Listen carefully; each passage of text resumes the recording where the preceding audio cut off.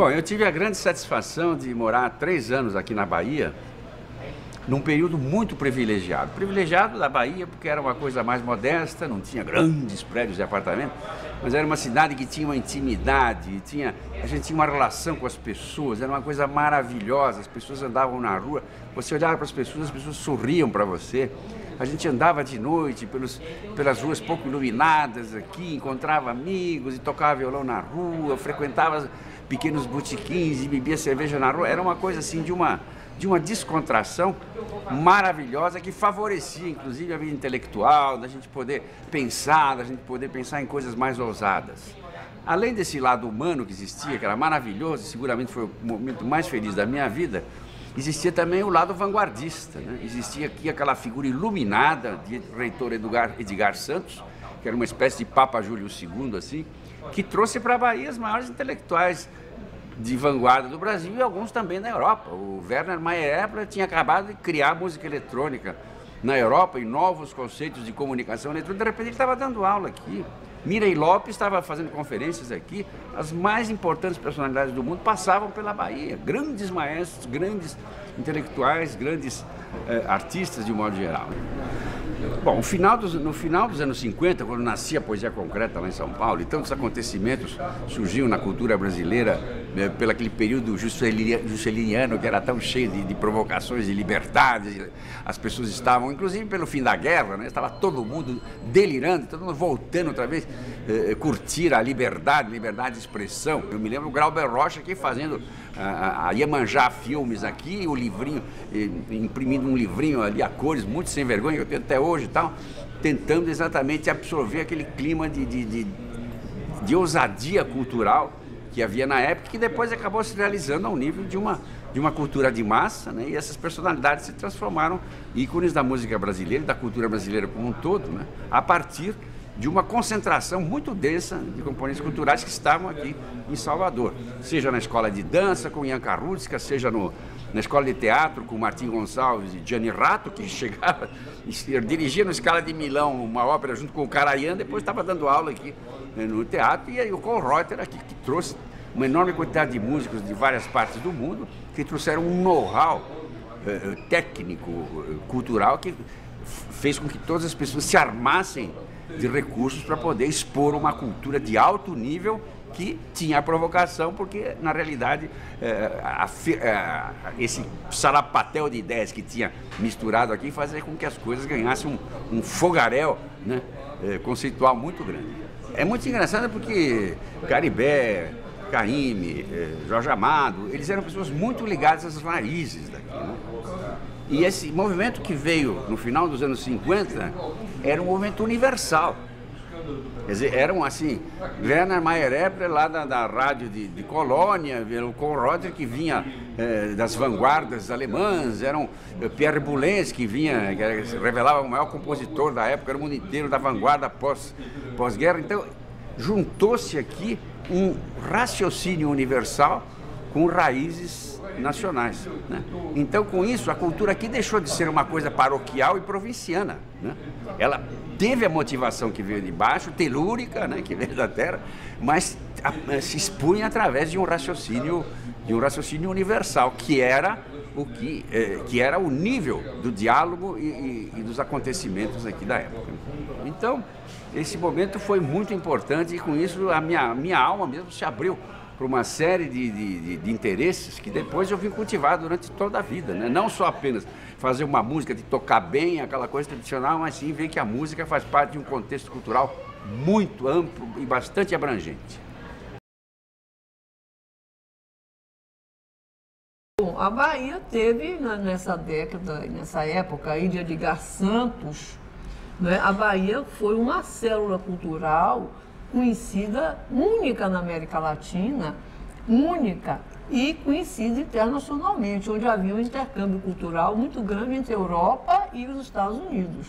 Viam professores da Actors Studio e de Stella Adler, que são duas grandes escolas centros culturais de teatro dos Estados Unidos, para nos ensinar, né, para ser nossos professores, como alunos daqui iam para lá, Silvio Robato mesmo foi um, que foi fazer curso de iluminação lá nos Estados Unidos, acho que em Actors Studio.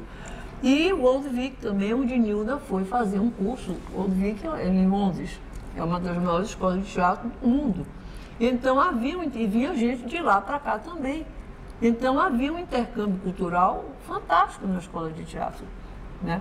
E também na parte de música, que Edgar Santos importou músicos alemães, né? Tipo Widmer, Hohenberg, Kohlreuter, e na dança Janka Rudska, né?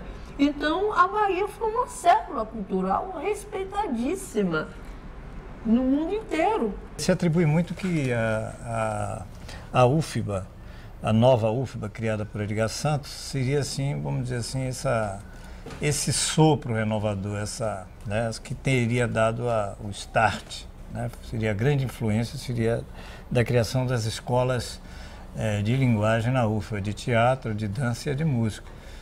Com isso, a universidade trouxe para a Bahia grandes nomes da cultura de vanguarda europeia, nacional, né? Kohlreuter, Martim Gonçalves, né? Lina Bobardi teve por aqui.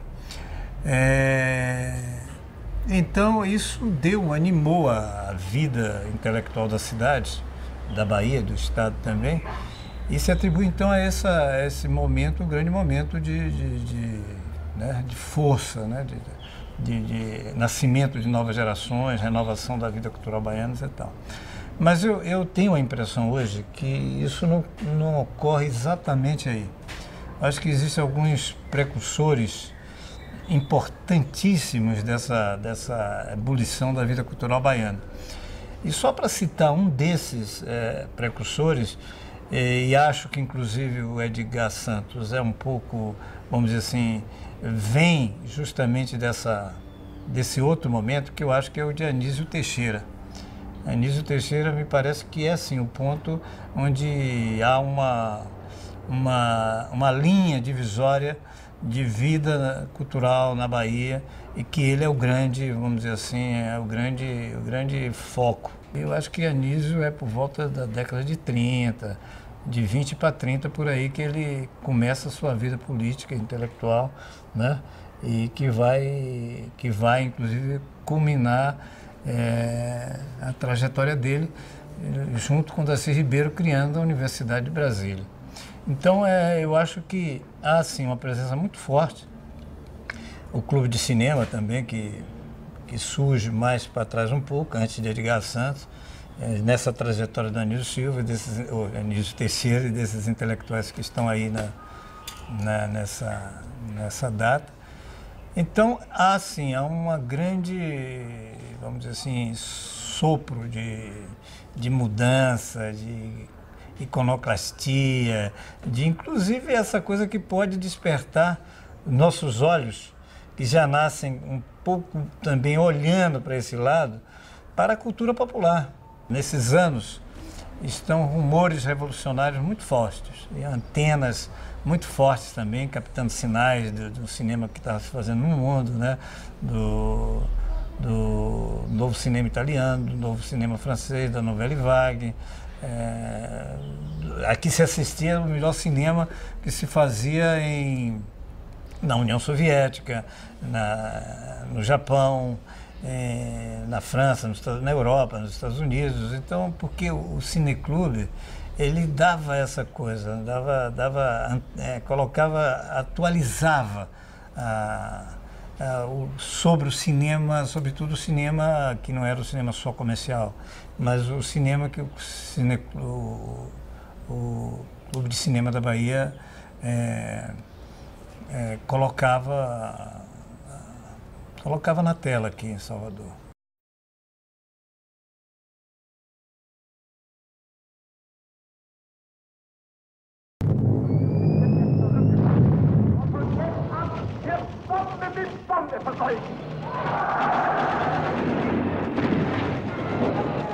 Milhões de homens em luta do Polo Ártico. Era o ano de 41, 1940, fim de 40, começo de 41.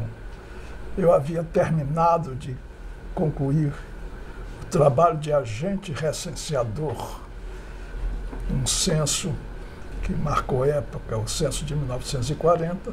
Concluído esse trabalho, terminado o curso ginasial, eu vim para Salvador. A campanha para que o Brasil participasse efetivamente da Segunda Guerra Mundial.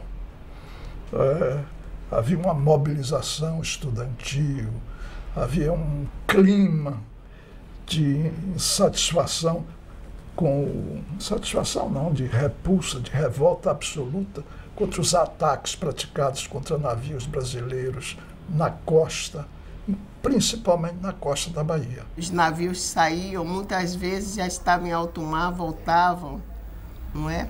Até o Baipendi, foi ao fundo, bem perto, aonde os pescadores, muitos viram o submarino, viram o navio ir ao fundo e foram encontrados crianças boiando dentro daqueles caixotes que a gente chamava caixão de gás, muita borracha boiando, aquelas comidas geladas boiando. Foi uma época muito ruim para uns e boa para outros que laçavam aquelas borrachas e vendiam, ganharam muito dinheiro.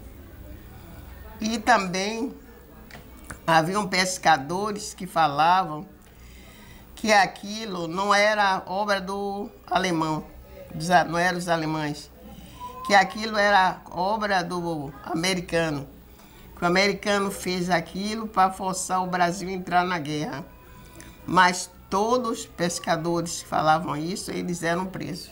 Começaram a botar, veja você, umas porrinhas dos canhãozinhos pequenos nos navios do Lloyd, e aí a outra, eu tinha duas companhias, o Lloyd e o outro, não me lembro. Aí os submarinos começaram a mandar pro fundo, né? Fundaram vários, foi aí que o Brasil entrou na guerra. Eu me lembro muito bem. A campanha de entrar na guerra ainda foi quando eu estava em Nazaré, já no finalzinho. A campanha de 1941, 42, sobretudo, né?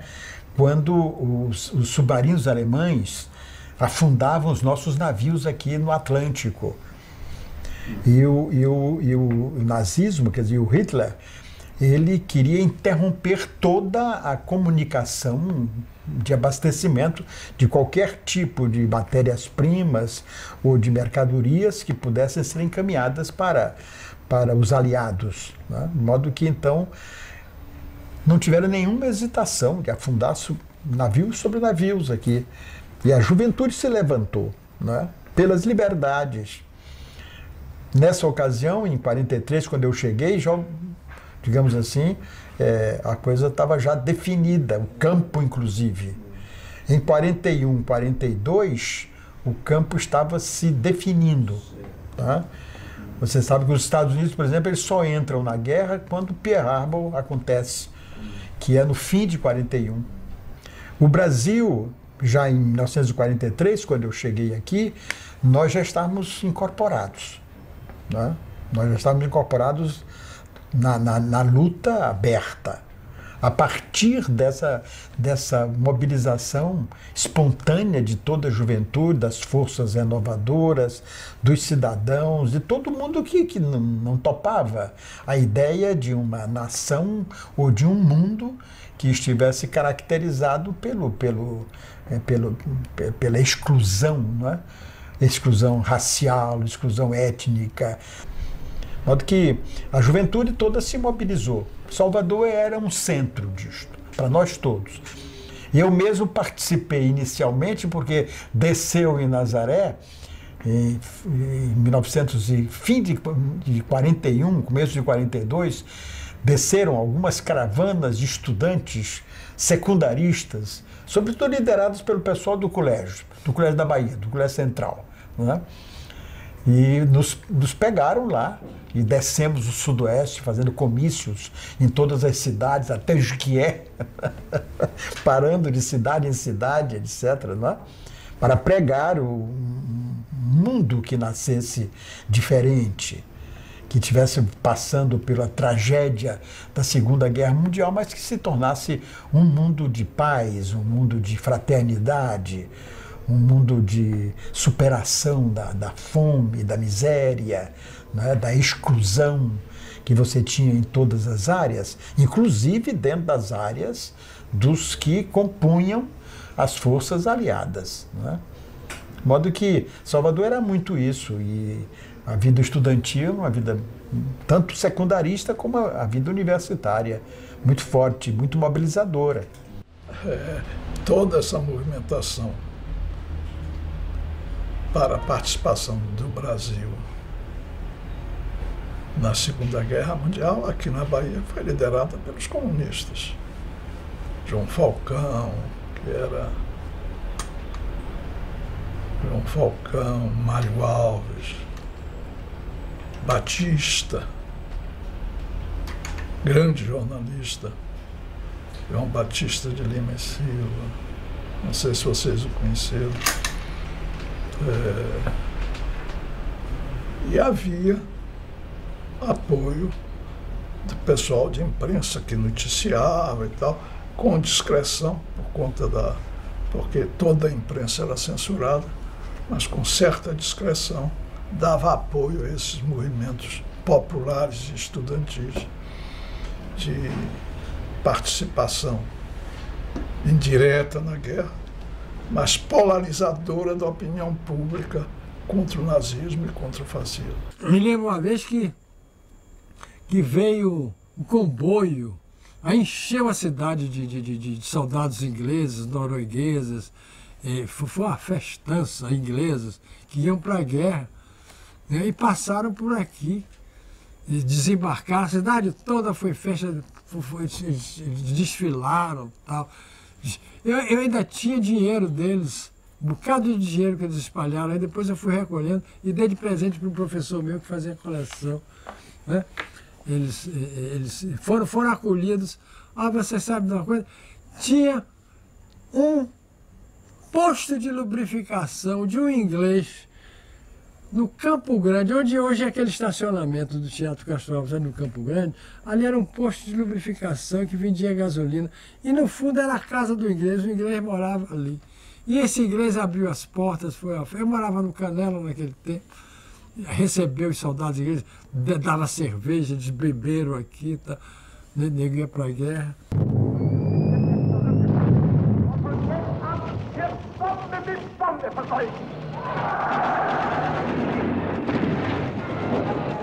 Milhões de homens em luta do Polo Ártico.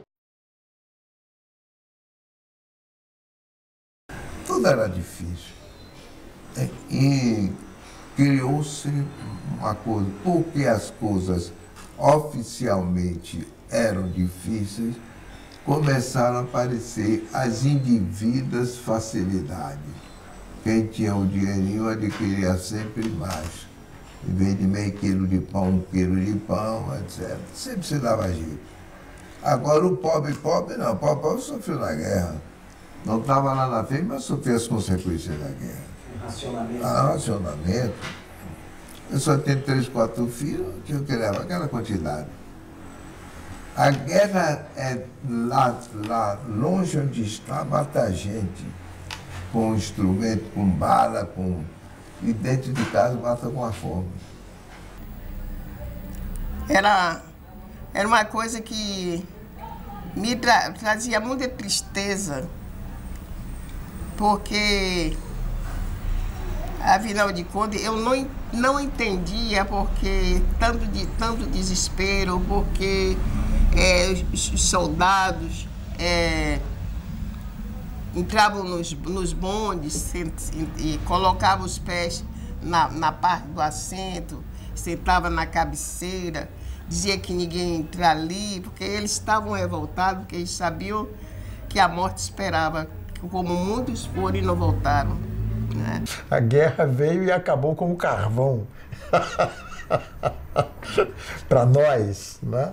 Porque todo o combustível era o carvão, né, que nós teríamos para cozinhar.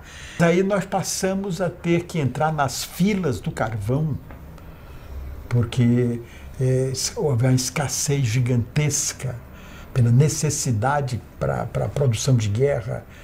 Então essa escassez produziu uma elevação de preço e, sobretudo, a nossa incapacidade de dar uma parcela do nosso tempo para comprar o carvão. Então, praticamente, naquela ocasião, extinguiram-se, né, as grandes maiorias das repúblicas. E nós passamos a viver em pensão, né? Os estudantes que eram do interior. Estou me referindo aos meus companheiros que vieram do interior, que não tinham família aqui, né? E houve uma mudança essencial. E foi uma época em que nós só sentimos a guerra de ver embarcar tantos jovens, tanto por parte da Marinha como por parte do Exército. E uma época em que um alimento que nós sofremos a falta do alimento, porque não tínhamos pão, era aquela dificuldade para se achar pão, e quando achava eram uns pães assim, feitos de umas massas estranhas. A carne também, não tinha carne para a gente. Vendia aqueles ossos com pedaços grudados de carne, porque a carne era para embarcar, congelado que era para embarcar. E nós sofremos essa coisa da guerra. Se quebrava um aparelho, como quebrou um aparelho muito grande do Moinhos da Bahia, ficou sem poder, ficou parado, porque naquela época o nosso país não tinha hoje o que tem, mecânico para consertar, não tinha, que foi uma lição muito grande para o nosso país. E depois que acabou a guerra, foi tomado uma outra, uma outra direção. Sentiu que estava na hora de colocar jovens para aprender a profissão, que hoje, graças a Deus, até avião os nossos jovens já fazem, né? Mas naquela época não tinha. Nessa época, a Praça da Sé, pelas circunstâncias, falta de recursos, etc., que tinha sofrido obras de demolição da Rua do Colégio, da parte da Rua do Bispo, estava inteiramente sem calçamento. Mas o clima de antagonismo, de ódio, de raiva contra o nazifascismo era de tal maneira que inventaram uma campanha de aviões para o Brasil. E a população... Não, a população foi convocada a levar peças de alumínio para ser entregue para a aeronáutica, com ela fazer aviões, com aquele alumínio fazer aviões. E aí a Praça da Sé se tornou, durante um certo período, um depósito de ferro velho, de alumínio, e começou a se formar depósitos de água desses objetos, e com isso muriçoca. E o centro, aquelas ruas em volta, Rua do Liceu, 3 de Maio, Rua do Bispo, aquela coisa toda ficou totalmente tomada de muriçocas. Depois daquela nossa privação da liberdade, a coisa mais boa que a gente pode dizer assim é a gente fazer o que quer. A gente faz o que queria.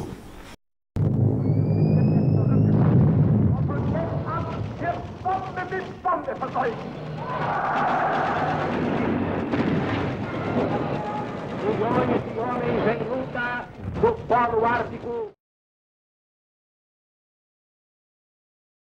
E havia muito aquela coisa de quinta coluna.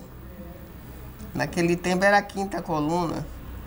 E quando acontecia um navio nosso no fundo, o povo saía apedrejando as casas de mercadoria, os armazéns dos espanhóis, de todo aquele povo que brigavam a favor do alemão e contra o americano. Eu vi na campanha pela Segunda Frente um grupo de populares enorme, assim, sei lá, 2, 3 mil pessoas descendo as ruas, passando em frente a um edifício onde existia uma tesoura enorme de gás neon chamada Alfaiataria Buenos Aires. E aí um dos populares disse: Alfaiataria Buenos Aires. Buenos Aires é Argentina. A Argentina está ao lado dos fascistas. E aí quebraram a tesoura toda. Eu estou contando isso para sentir o clima que existia na época. Não é? Os alemães e italianos, principalmente os italianos, foram mandados para o interior. Não é? Criaram colônias agrícolas e lá ficaram 2 ou 3 anos confinados a essas áreas interioranas para que não praticassem atos contra o Brasil, etc. Com os alemães um pouco a mesma coisa. E, principalmente com os alemães, a população vizinha não falava, não mantinha relações de amizade nem de vizinhança. Com a crise mundial, com a guerra mundial, tinha enormes problemas de energia. Para se ter uma ideia, a Bahia tinha a usina de Cachoeira, a usina Jerry O'Connor, que fornecia apenas 9.000 quilowatts de energia para Salvador. E mais 2 pequenas usinas, a usina da Preguiça e a usina do Dique, 2 termoelétricas pequeníssimas. Foi nesse clima que a Companhia de Energia Elétrica da Bahia, subsidiária da Bond & Share, que não tinha condições de ampliar o fornecimento, veio a guerra e o medo da Bahia ser atacada por submarinos, criou-se o blackout. Foi uma coisa que tomou conta da cidade. Os estudantes, nós, estudantes e a UEB, tinha turmas que saíam à noite para fiscalizar se alguém tinha deixado uma luz aparecer na janela, se não havia colocado um papel preto que impedisse a visão de uma iluminação interna. Isso durou anos. Que dia tinha aula, dia não tinha, certo? Aqueles tiros de canhões que a gente sentia, que nós morávamos bem perto do mar, que os navios soltavam. Aquela coisa de pânico que o jovem não entendia nem porquê, tá entendendo? Aquele medo. Foi que eu senti naquela época. Naquela época também eu era nova, certo? Muitas vezes as crianças iam para a escola e não sei que notícia era que os diretores sabiam, aí soltavam as crianças, não é? Era boato, sabe que o povo aproveita para aumentar as coisas, vai ter bombardeio, vai ter isso, aquilo. Então foi uma época de suspense, uma época de medo. Viu? Meu pai era exportador de cacau. E naquele tempo em Ilhéus não tinha porto. Então iam os navios, os iatezinhos, carregavam o cacau e traziam para o porto da Bahia. Inventaram que o iate da firma estava dando óleo para o submarino alemão. A tripulação era toda brasileira. Meu pai era brasileiro, tinha um nome italiano, mas pegaram meu pai, prenderam, botaram ali na Guarda Civil, ali no Carlos Gomes. Depois foi solto, tá? Mas tiveram muita gente que foi para... feito um campo de concentração numa cidade aqui do interior. Me lembro com Baracate. Botaram o pessoal, todos os alemães e italianos. Meu pai não. Meu pai já tinha uma certa... exportador de cacau e tal, prenderam ele por acho, uns 15, 20 dias, depois saltaram. Era uma loucura, pessoal. O rádio não podia. Quinta coluna. Eles fizeram um negócio de terror. Não tinha nada que ver. Mas foi um período muito ruim, porque na escola, que eu tinha o nome italiano, me dizia que eu era quinta coluna, tá? Nem sabia que porra era quinta coluna. Mas tinha um negócio de terror mesmo. Quinta coluna, o rádio, não sei o que, tá. Nada, não tinha nada, a guerra estava lá. Porque no ouvido da população negro-mestiça baiana, o nazista não era contra o judeu, a gente entendia que era contra os negros. E isso se agrava e se azeita mais quando daquele famoso episódio da Olimpíada que o negro ganha contra Hitler. Então você imagina a negritude baiana vendo o negão americano ganhando lá embaixo. Esse é um aspecto importante, como a gente ficava sintonizado com os fatos de negro no mundo para reforçar a negritude interna. Na nossa rua, na Saúde, lá, tinha um grupo, o núcleo dos integralistas, e eles sabiam que os integralistas tinham feito uma lista com todos os operários que eram politizados, né? Porque se eles ganhassem, todos iam ser passados pela gravata vermelha, que era a degola, né? Iam ser degolados. Tanto que o povo vibrava com as notícias da guerra, segundo contavam, né?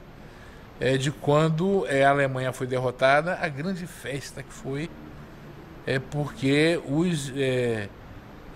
os nazistas perderam e os integralistas também perderam. A visão do povo é que os integralistas eram correia de transmissão do nazismo e os nazistas eram racistas, e que quem era preto, quem era pobre, comunista, ia cair na gravata vermelha. E o que é mais interessante, que você vai se assustar um pouco, é que nesse caldo de enfrentar essa visão internacional de fascismo e de nazismo, reforçou-se a negritude, reforçou-se a visão do brasileiro enquanto negro, enquanto índio, enquanto branco, português. E aí parece incrível, né? Foi interessante que nesse momento o cara queria ser negro e brasileiro. Vi também quando terminou a guerra, que chegaram aqueles navios com pessoas sem os dois braços, outros sem perna, muito choro, muito ataque, muito desespero, foi uma coisa muito triste. Por isso que eu peço a Deus que nunca mais, que os homens se entendam, porque guerra não é bom para o mundo, para ninguém. Quando houve aquela explosão de 45, que a guerra acabou, sofreu. Mesmo que tinha reumatismo, pulou. Acabou a guerra, pulou. Mesmo que não era cachaceiro, bebeu. Na comemoração da guerra, a paz foi uma coisa bonita, muito bonita. Foi uma beleza. Foi uma festa, eu nunca vi uma festa tão alegre. Parece que estava sem respirar, começou a respirar. Quando deram a notícia, sinal da armistício, aí todo mundo saiu pela rua.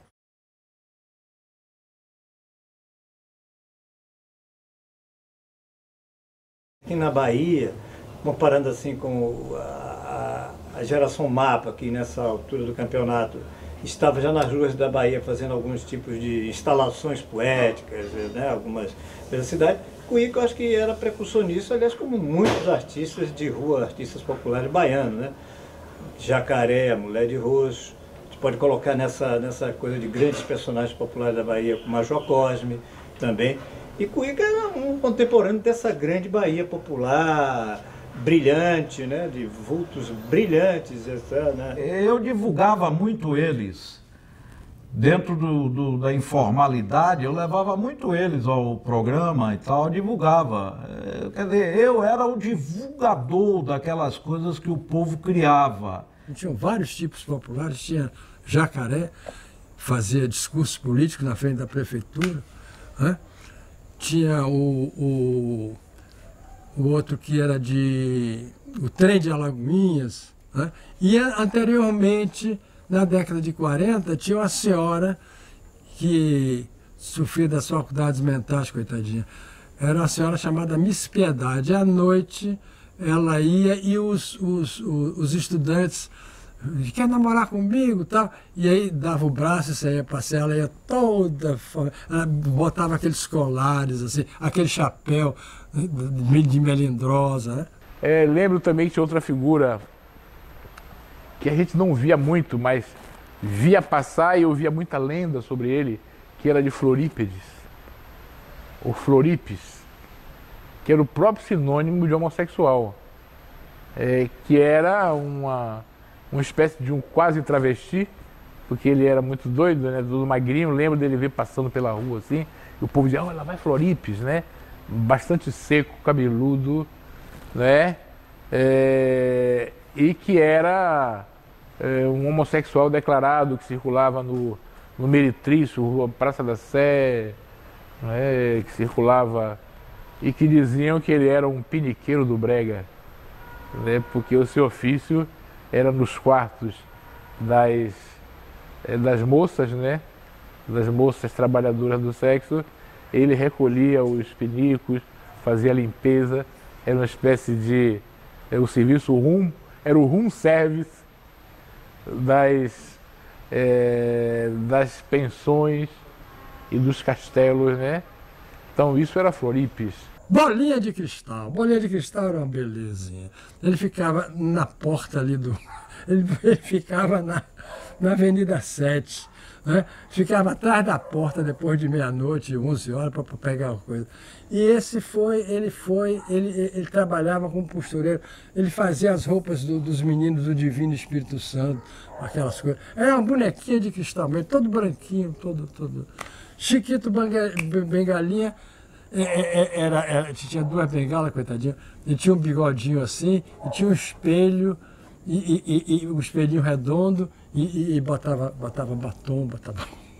Era um tipo famoso, era famoso. Jacaré, por causa de jacaré eu inventei. Jacaré que inventei não, o povo inventou e eu divulguei. Jacaré que vacila vira bolsa de madame, né? Ah, não fale não. Jacaré, seu mano. Mas era uma beleza. Ele tomava cachaça. E ia para a escadaria da prefeitura fazer discurso.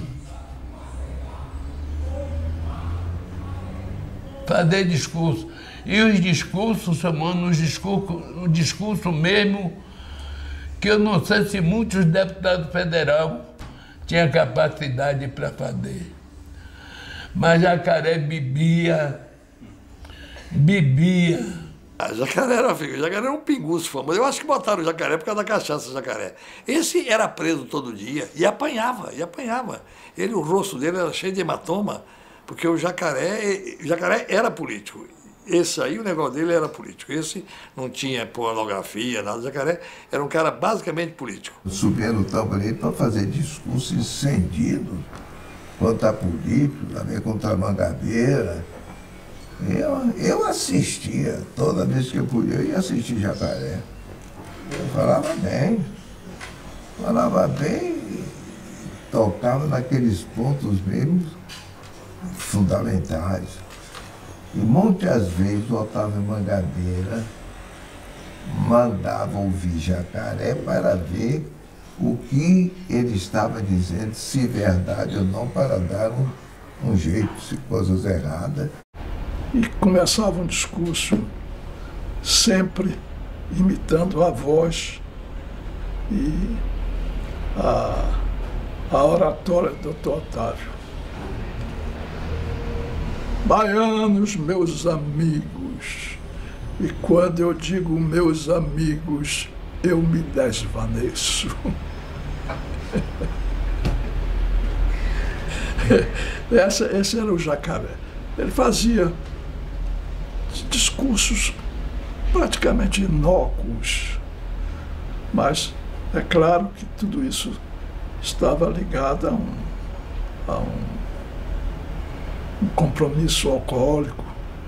Só a partir de sua calibragem etílica é que ele fazia essas comunicações. Ele ia para o hotel, o Palace Hotel, de noite.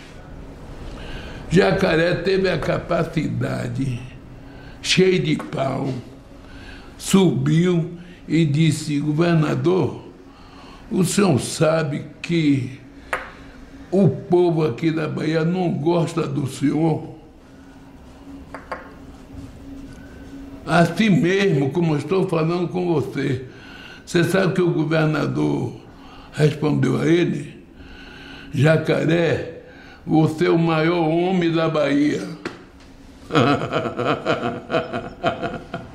Jacaré não podia vacilar. Jacaré, Cosme de Farias. Cosme de Farias foi o precursor de tudo, da luta contra o analfabetismo. Cosme de Farias tem uma importância extraordinária. É verdade que homenagearam ele com um bairro, que hoje não tem mais segurança nenhuma. Por quê? Porque não foi bem planejado. Aquela criatura é criatura especial. Ele se fez uma personagem incomparável. Pela bondade, pela inteireza, pelo caráter. A gente sabia quem era ele. Defensor dos outros, sempre defendendo, nunca atacou ninguém. Defendendo as causas do homem que deve ser alfabetizado. Como tinha como ele chamava lá, a bodega da libertação, e não, o nome dos consultores dele era uma portinha lá. Sempre, Cosme de Farias é o camarada que pode ser, marcou a sua época. Que defendia qualquer prisioneiro, qualquer pessoa que fosse pedir ajuda, seja para casar a filha que foi furada, seja o sujeito que fizesse alguma atropelia e que estivesse na polícia e precisasse de um habeas corpus. Aí conta-se que ele jamais cobrou de nenhum cliente, mas ele vivia de doações e de presentes. As pessoas não eram constrangidas a ter que pagar pelos seus serviços, mas se sentiam obrigadas, por gratidão, a lhe dar presente de banana, laranja, carne seca, farinha, né? E um dos presentes que ele mais gostava era a cachaça. Então disse que ele entrava no bar, aí mandava botar uma cachaçinha, aí quando ele tomava a cachaçinha, se o garçom fosse desavisado e tentasse cobrar, ele dizia: seu filho da puta, me respeite que eu sou o Major Cosme de Farias. Então pronto, cobrar de Cosme de Farias era uma ofensa para ele, né? E ele vivia assim a vida, era uma figura que ele não pagava nada, também não recebia nada, né? E vivia da doação popular. Um homem que se fez advogado a partir da função do rábula, isto é, que ele se transforma num defensor do povo, né? Um defensor dos abandonados, um defensor dos incriminados injustamente. Né? Mas era um homem inteligentíssimo. Ele todo ano escrevia a cartilha de ABC, mandava imprimir milhares e milhares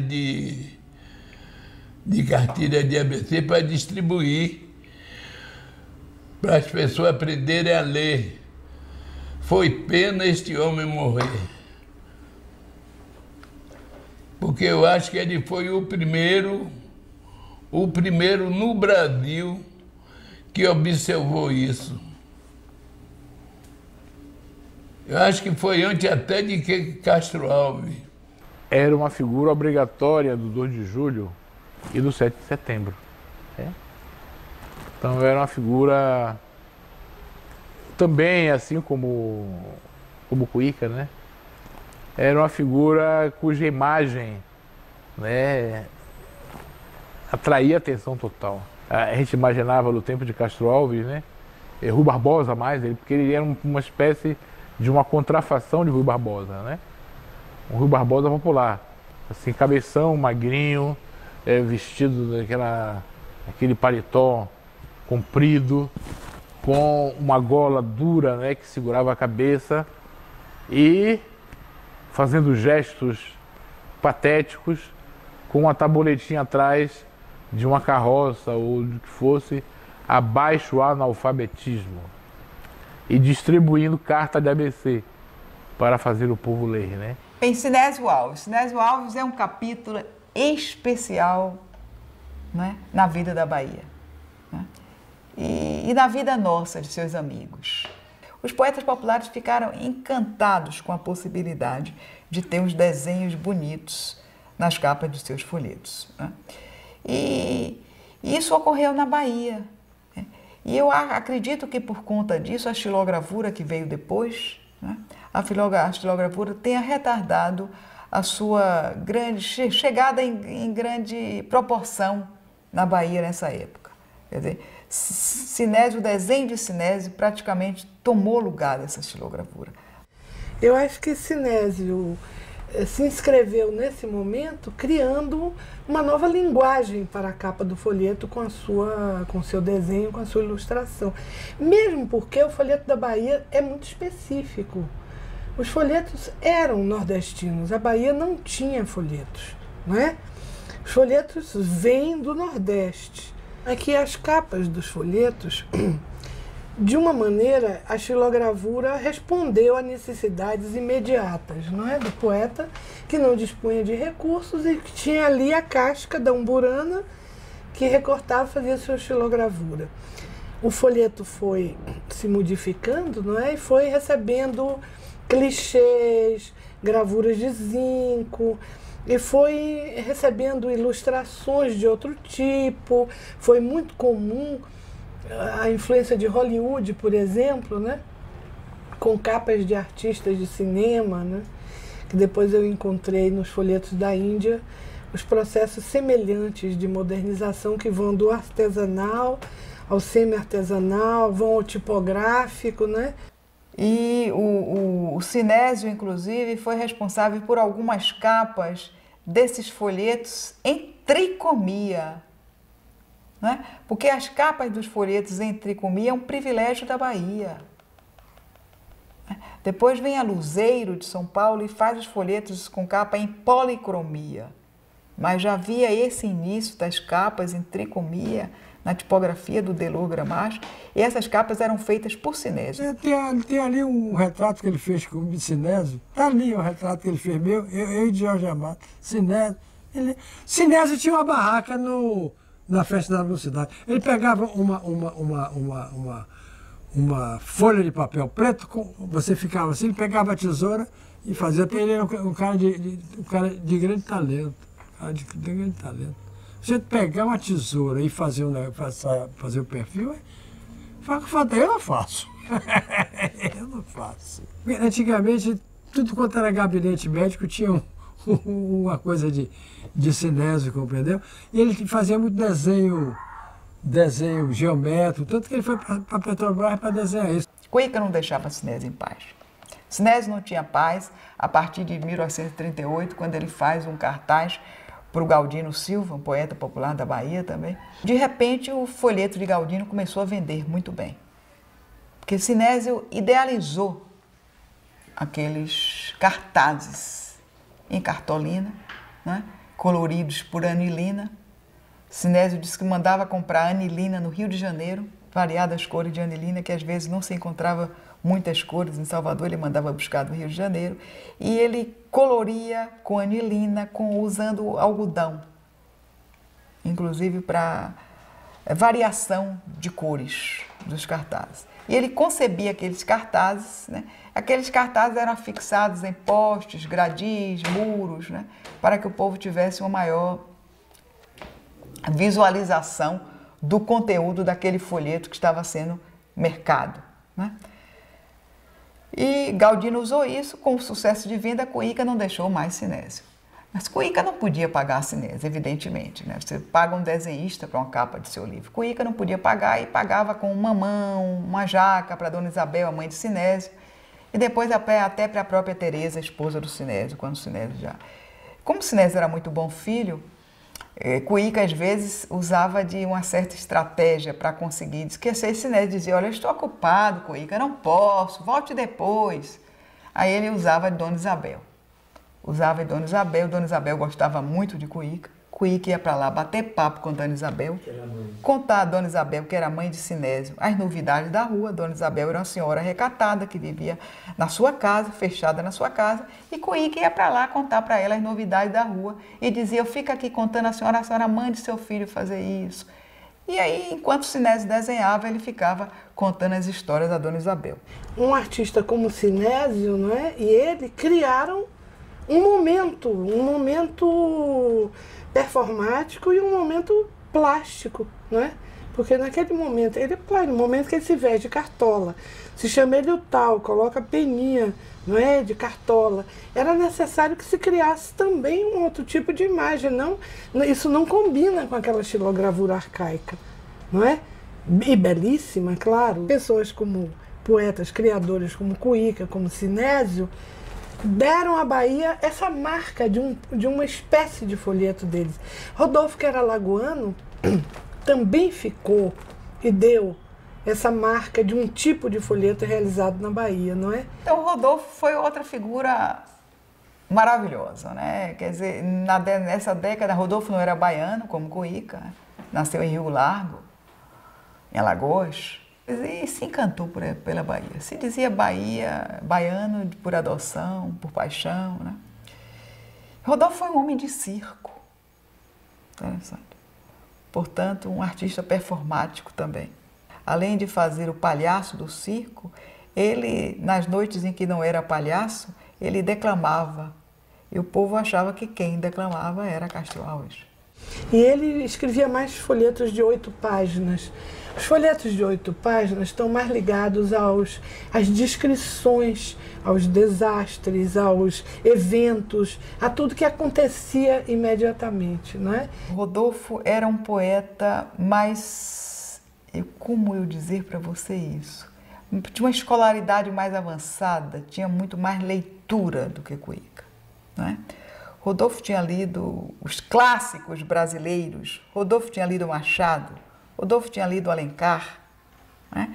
Rodolfo tinha lido alguns portugueses, como o Eça de Queiroz, Camões, né? E Rodolfo se adentrava até em ler a vida de Sócrates, de Platão, filosofia grega. Rodolfo, presta homenagem ao acadêmico, né? Ao verso supostamente literário, né? A forma de escrever e tal. Mas a eficácia de Rodolfo é muito menor, eu acredito, que a de Cuíca, né? Um poeta mais original, mais autêntico, no sentido mesmo do que... Era um homem com certo espírito de dominador, Rodolfo. E era um homem que tinha uma postura assim, muito séria, muito moralista. O fato de ter mandado incinerar, como já contei, esses livros licenciosos em frente à sua casa, né? Tinha essa postura muito moralista, portanto, uma postura que divergia da de Cuíca. Ele queria moralizar a literatura de cordel, todo o oposto, né, de Cuíca. Então, Cuíca, para mim, tem a coisa do fascínio, do desafio da moral. E ele era o contrário de Cuíca, desse ponto de vista. Ele tentava não fazer humor com as coisas ligadas à moral. E Cuíca fazia, assumindo o seu machismo, racismo, etc. Rodolfo tinha a casa dele pintada de verde e amarelo, na Liberdade. Tinha valores da bandeira brasileira. O jornalzinho que ele criou, eu tenho esses documentos todos, se chama Ordem, foi Carlos Cunha que me deu. Chama Ordem. E ele queria, sem ordem não há nada. E se você julgar Rodolfo Coelho Cavalcante pelos nossos padrões, ele é um conservador, é um reacionário. Só que em tudo isso ele estava lutando.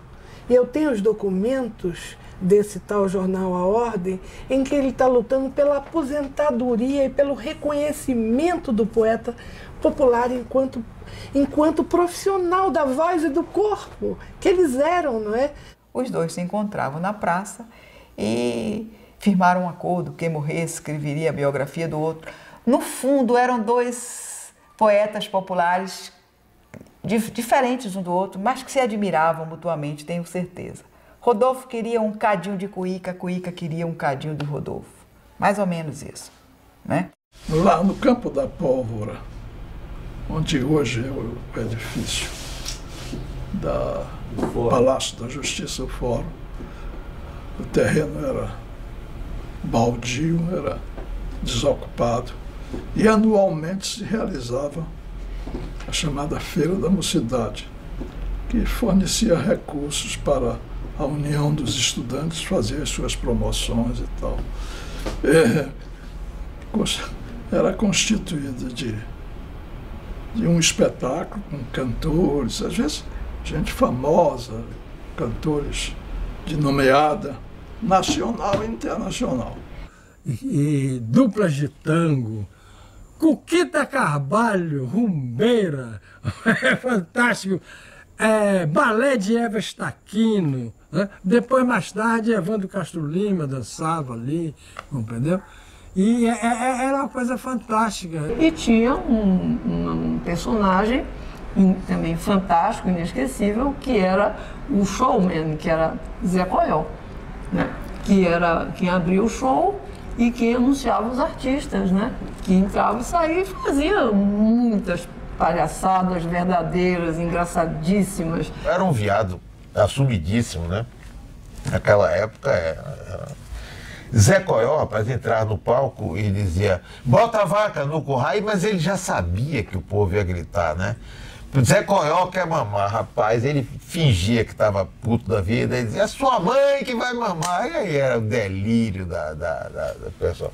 Claro que aí é uma linguagem, que quer dizer, a vaca você sabe quem é, né? Você sabe que a vaca era uma moça. E Zé Coió quer mamar, você já sabe o que está acontecendo, né? Então ele utilizava isso, nós sabíamos a linguagem cifrada e se divertia muito. Sim, Moreira da Silva também esteve aqui, né? E Zé Coió, um dia, quando o Moreira da Silva disse assim, é Telvinha, minha nega. Aí o Zé Coió veio lá de dentro vestido de mulher com um avental. Que é morengueira? Foi uma coisa super engraçada. Tinha uma embolada assim, antigamente, quando se cruzava a perna, dizia que era indecente, isso é uma fraca. Agora, tinha uma mais picante que ele cantava, horrorosa, escatológica, assim, eu tinha uma namorada, ela tinha um cheiro mal, e este cheiro, minha gente, era puro bacalhau. E ele aí rebolava, ele virava a bunda para a plateia e começava a rebolar, né? Eu era menino de calça curta, meu pai me levava na festa da mocidade e minha mãe tapava os ouvidos com as piadas do Zé Coió. Quando o Roberto falou que queria botar ele, eu digo, Roberto, você tá louco, botar Zé Coió? Roberto, você ficou louco, não sei o quê. Olha, o cara foi uma surpresa, se revelou um excelente ator, um ótimo companheiro, um grande sujeito, grande profissional. Não se tem nada... E aí pronto, o cara com 56 anos de idade deslanchou a carreira dele. Tá no tabuleiro. Querem umas meninas? Bom dia, minha filha. Bom dia. Madrugando, é? Bom dia, galego amigo. Dia assim eu nunca vi. Para saudar Iansã, não repare, eu lhe pedi. Por obséquio, me empreste 2 dedos de pará. Ele faz o Dedé cospe rima. Dedé cospe rima, ele faz o Cuíca. Quer dizer, ele parecia mais a figura do Rodolfo Coelho Cavalcante Não é? Ele é muito mais parecido com aquele cabelo liso, aquela coisa, e aquele timbre de voz, do que o Rodolfo Coelho. Então, ele é um cara anfíbio, assim, uma mistura dos dois, né? Teve uma cena dele muito gozada, que estragou a tomada, nós fizemos de novo, e a gente economizava negativo, ele foi na hora de morrer, Pitanga levando ele na cadeira de rodas, dizendo, você é um traidor, Zazá, você traiu seus amigos. E ele, não, Chico Diabo, não faça isso comigo, não, você vai morrer. E começou a entrar no mar com ele ali na coroa de Água de Menino, ali entrando.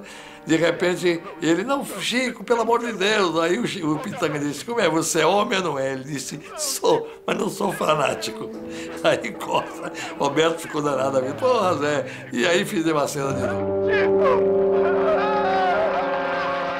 Só que Zé Coió não era Cuíca Sem Trabalho. Zé Coió é outra vertente, né? Se eu fosse fazer, eu diria, o ranking, Zé Coió vai muito mais na linha do Bocage, enquanto o nosso grande Cuíca vai muito mais na linha do Gregório de Matos. Não podemos nos esquecer também da Mulher de Roxo, que foi outra figura muito curiosa daqui da Bahia, da Rua Chile, entendeu? Que até eu e um amigo meu fizemos na época uma música muito interessante sobre a Mulher de Roxo. Quem nunca viu, quem nunca olhou aquela figura estranha que andava nas ruas de Salvador? Quem não conhece aquele rosto, todo feito de desgosto, de um tempo que já passou? Vestido branco roxo, deslizando até os pés, véu de noiva na cabeça, vaidade de mulher. Parece um anjo, um demônio, uma criança, não há mesmo esperança de sua vida melhorar. Rosto vermelho, meia branca no joelho, olhe-se por esse espelho para não se complicar. Já bem cansada de olhar tudo que passa, contemplar e não ver graça no mundo moderno dos donos do ar. Pureza só tem de belo o seu nome, sente frio, febre e fome, na velha cidade banhada de mar. Ela, conheço muito, ela é uma pessoa. E minha senhora, como é o nome da senhora? Para a família Rainha Princesa. É? Me diga uma coisa, mora há muito tempo aí? Quanto tempo? 3 anos ela vai fazer. 3 anos vai fazer? Gosta daí? Eu moro aqui. Mora aí? E é bem tratada aí? Eu sou. Obra aqui, que é